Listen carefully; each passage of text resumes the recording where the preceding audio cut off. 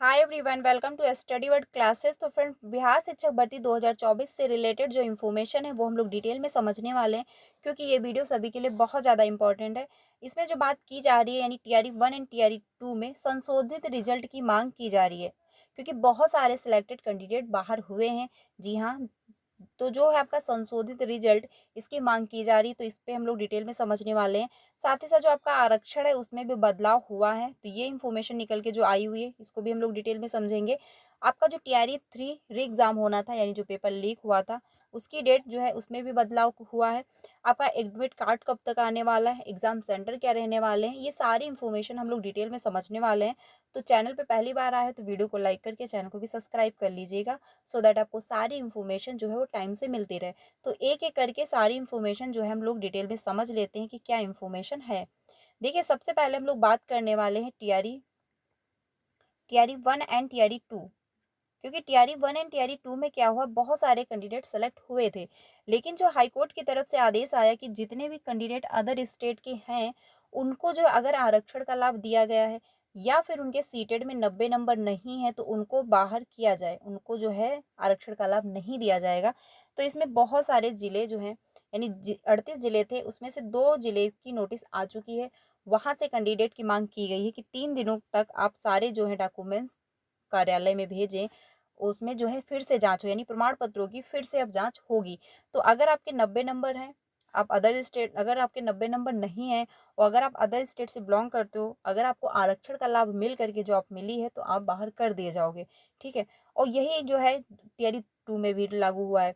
तो TRE 1 and TRE 2 के बहुत सारे ऐसे कैंडिडेट जो बाहर किए गए हैं, बहुत सारे जो थे उत्तर प्रदेश के और अदर स्टेट के भी थे जिनको बाहर किया गया, और दिव्यांग यानी मान लीजिए दिव्यांग जो कैंडिडेट थे उनको भी आरक्षण का लाभ देकर के नौकरी मिल गई थी, लेकिन अब जो है उनको भी बाहर किया जा रहा है। तो ऐसे में बहुत सारे पद जो हैं वो खाली बच रहे हैं टीआरई 1 के एंड टीआरई 2 के। तो ये जो है पद बचेंगे, ये आपको टीआरई 4 में मिलेंगे, यानी टीआरई 4 में ऐड करके आपको अच्छी खासी वैकेंसी देखने को मिलेंगी। लेकिन जो ट्विटर है उस पे ये मांग की जा रही है कि टीआरई 1 एंड टीआरई 2 में जो रिक्त पद बच रहे हैं उस पे संशोधित रिजल्ट निकाला जाए, ठीक है?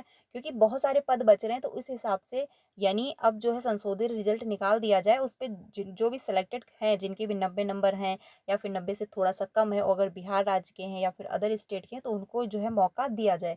तो ये मांग की जा रही है टीआरई 1 एंड टीआरई 2 में संशोधित रिजल्ट की। अब हम लोग बात कर लेते हैं जो आपका आरक्षण है। देखिए, आरक्षण जो है आपका, इसमें बात ये कही गई थी कि पहले जो यानी जो काउंसलिंग हुई थी टीआरई 1 एंड टीआरई 2 की, तो इसमें ये कोई बात नहीं की गई थी कि आपको आरक्षण का लाभ नहीं दिया जाए तो नहीं दिया जाएगा।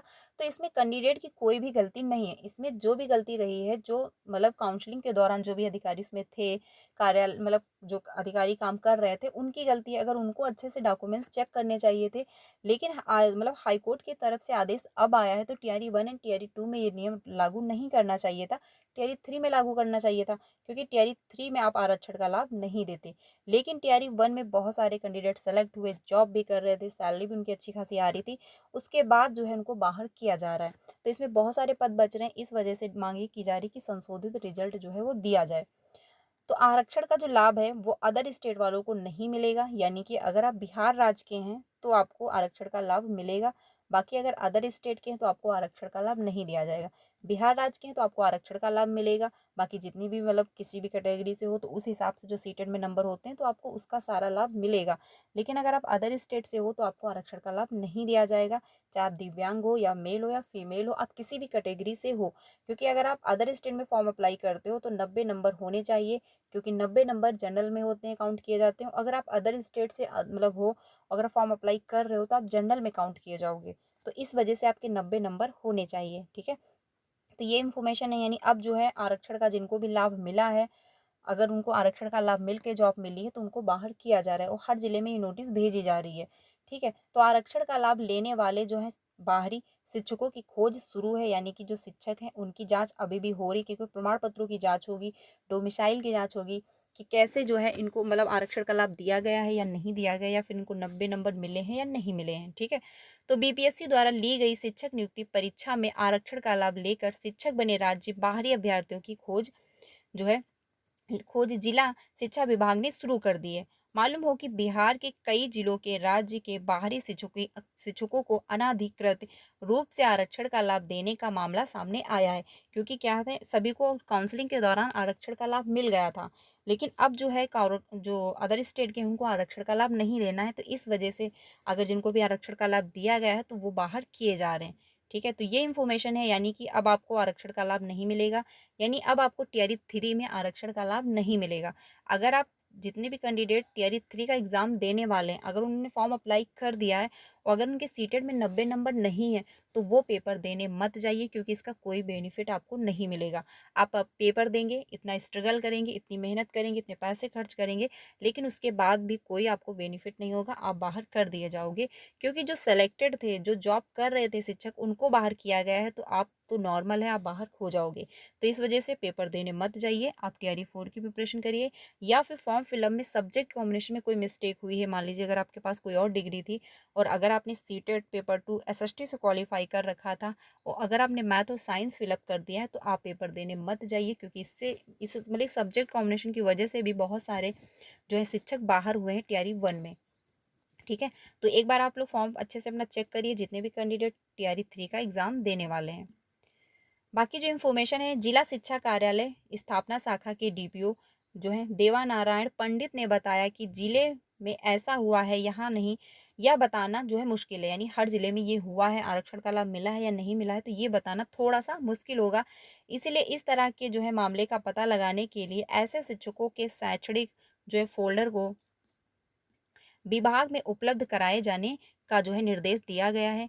जिले में चयनित या पदस्थापित बीपीएससी टीआरई 1 एंड टीआरई 2 या पूरक परीक्षा से आए शिक्षक पत्र जारी होने के 3 दिवसीय कार्य अवधि में सभी शैक्षणिक प्रशैक्षणिक प्रमाण पत्रों के साथ साथ विद्यालय पदस्थापना पत्र, आपका योगदान पत्र, आधार कार्ड, निवास प्रमाण पत्र सहित सभी प्रमाण पत्रों की जो है स्व अभिप्रमाणित स्पष्ट छायाप्रति को अपने स्तर से सत्यापित करते हुए उसकी समेत जो है समेकित सूची के आधार पर समेचित समेकित सूची के साथ फोल्डर बनाकर विभाग को उपलब्ध कराएं, ताकि इसकी जांच हो सके। तो टाइम जो दिया गया है वो 3 दिनों का टाइम दिया गया है, यानी हर जिले में ये नोटिस भेजी जा चुकी है कि 3 दिनों के अंदर जो है सारे डॉक्यूमेंट्स कार्यालय भेजें। खुद से सत्यापित करें कि अगर आपको आरक्षण का लाभ दिया गया है या नहीं दिया गया, तो अब आपकी जो है प्रमाण पत्रों की फिर से जाँच होगी, यानी फिर से सारा प्रोसेस होगा। ठीक है, तो ये इन्फॉर्मेशन है, यानी अगर अदर स्टेट के हैं, अगर आपको आरक्षण का लाभ दिया गया है तो आप बाहर कर दिए जाओगे। अब हम लोग बात कर लेते हैं टीआरई 3 जो आपका री एग्ज़ाम है डेट से रिलेटेड। देखिए इसमें भी बदलाव हुआ था, पहले आपकी जो डेट थी वो 10 जून एंड 11 जून को होना था एग्ज़ाम, बट आपका एग्ज़ाम जो है डिले किया गया।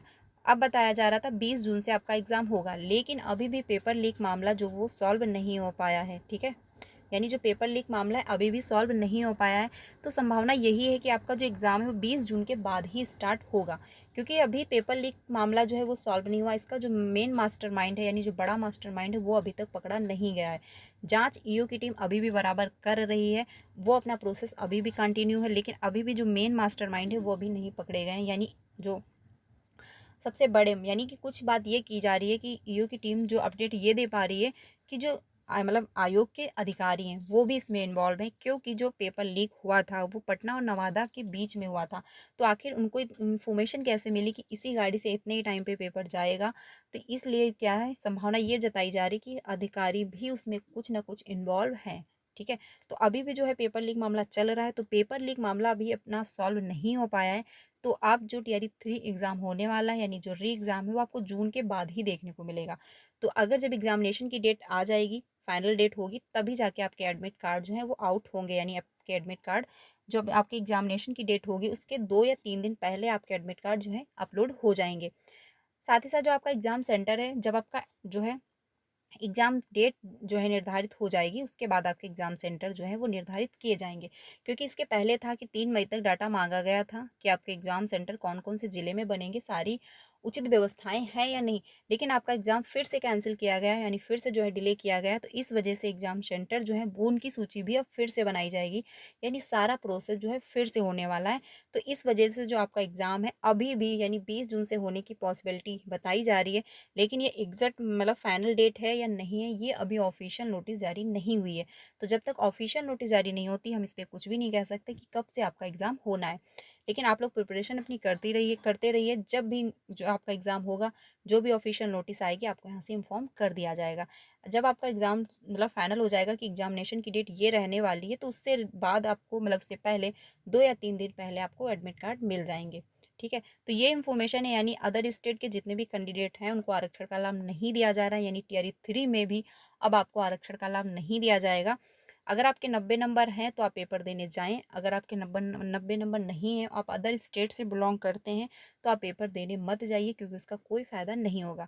बाकी टियरी 1 एंड टियरी 2 में संशोधित रिजल्ट की जो माँग की जा रही है, इससे आयोग का क्या निर्णय होता है, इस पे आयोग क्या निर्णय लेता है, जो भी इन्फॉर्मेशन आएगी आपको यहाँ से इन्फॉर्म कर दिया जाएगा। तो ये इन्फॉर्मेशन बहुत ज़्यादा इंपॉर्टेंट है, ज़्यादा से ज़्यादा अपने फ्रेंड को शेयर करना। बाकी टीचिंग से रिलेटेड आपको सारी अपडेट दी जाती है, तो आप लोग मेरे साथ जुड़ सकते हैं। आपको सीटेट की भी क्लासेस मिलती हैं एंड बीपीएससी की भी क्लासेस मिलती हैं, तो आप लोग ज्वाइन कर सकते हैं। बाकी कोई भी इन्फॉर्मेशन आएगी आपको यहाँ से इन्फॉर्म कर दिया जाएगा। मिलते हैं नेक्स्ट वीडियो में। Thank you.